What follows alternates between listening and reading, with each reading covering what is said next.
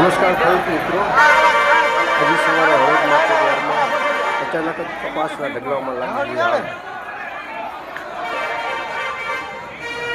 આગ લાગવાનું કારણ હજી સુધી અનુબંધ છે. આગ કયા કારણોસર લાગી કોઈને ખબર નથી, પરંતુ આગને પાણીનો મારો ચલાવીને આગને કાબૂમાં કરવામાં આવી છે. આગ લાગવાથી ખેડૂતોને હજારો રૂપિયાનું નુકસાન થયું છે. આગ લાગવાથી યાર્ડમાં અફરાતફરીનો માહોલ સર્જાયો હતો.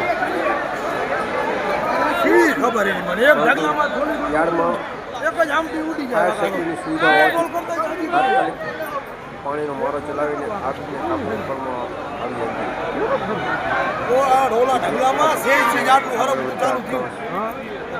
પેટ્રોલ કરતા